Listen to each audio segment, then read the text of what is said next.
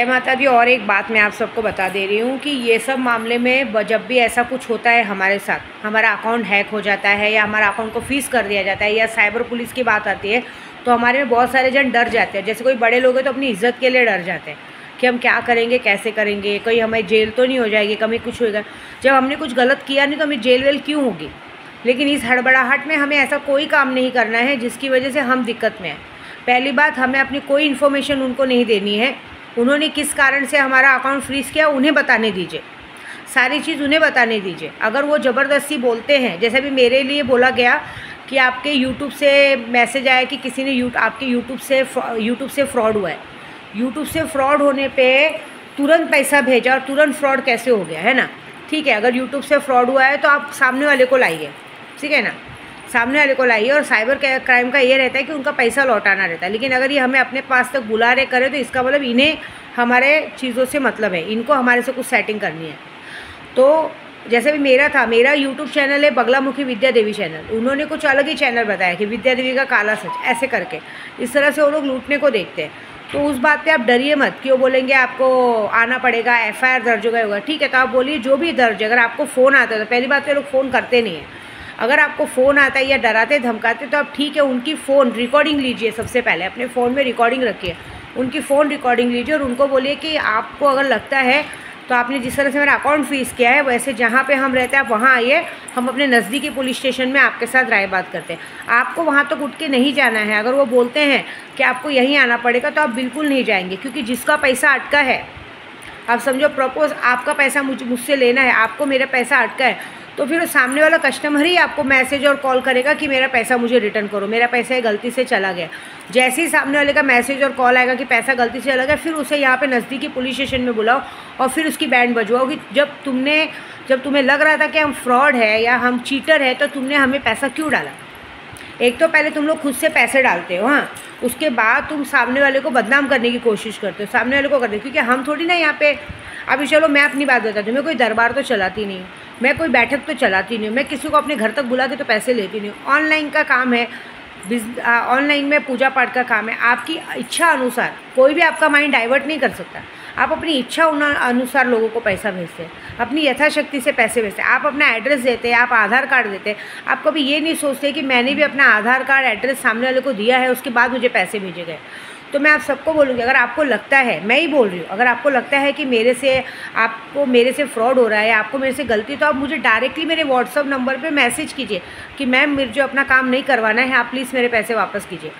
ये इस तरह से जो किया, ये तो मुझे पता है किसी कस्टमर ने नहीं किया, किसी साइबर क्राइम के स्कैमर ने किया है कि उसने पहले कस्टमर बन के पैसे भेजे हैं और पैसे भेजने के बाद तुरंत जाके उसी पैसों पे कंप्लेंट कर दी है। मनी ट्रांसफ़र से पैसे भेजे जाते हैं और उसी टाइम पे कंप्लेंट कर दी जाती है कि हमने ऐसा किया। और कितनी बार तो ऐसा होता है कि आपने मनी ट्रांसफ़र से पैसे ट्रांसफ़र करवा के आ गए, मनी ट्रांसफ़र वालों को पता है कि आपने पैसे ट्रांसफ़र करवा के आ गए, ठीक है।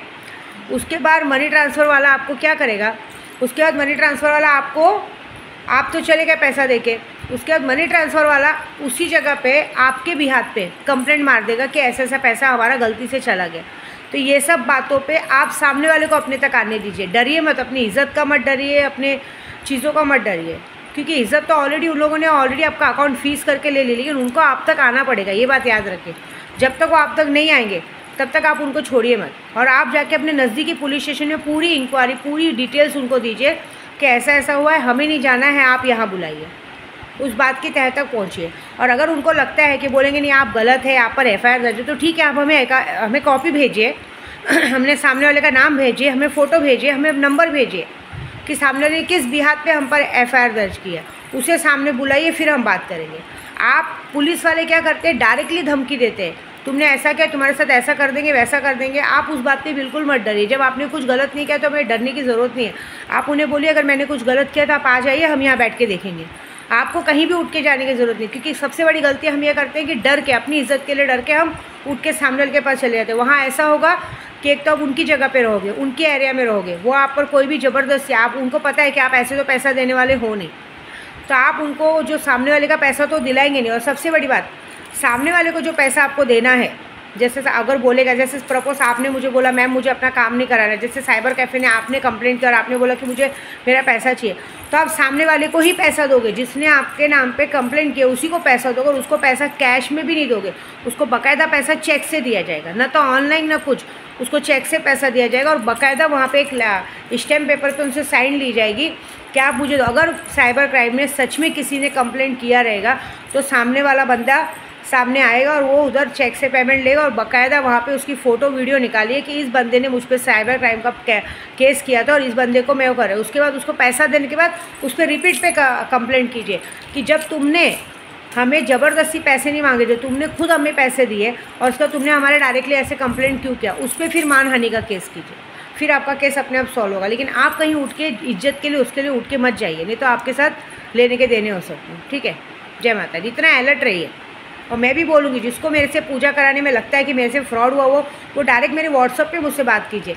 ऐसा कोई करिए मत, मुझे पता है मेरा कोई कस्टमर ऐसा करेगा नहीं, लेकिन ये इसके चक्कर में जो ये साइबर क्राइम का ये जो गेम चल रहा है, ये गेम तो मैं ख़त्म करूँगी। अब ये गेम को मैं पूरी तरह से ख़त्म करूँगी। जो भी लोगों ने रैकेट चलाया, ये रैकेट को अगर विद्या देवी ने ख़त्म नहीं किया ना, ये बैंक वालों की चीटिंग ख़त्म नहीं की ना, तो मेरा नाम बदल देना। क्योंकि मैं जानती हूँ, मैं वेट करूँगी कि कौन आता है मेरे तक और उसका बाकायदा पूरा वीडियो सब बनेगा। क्योंकि यूट्यूब वालों से तुम लोगों ने वो लिया है, तो तुम्हारे साथ जो होगा बहुत बड़ा होगा। ठीक है, जय माता दी।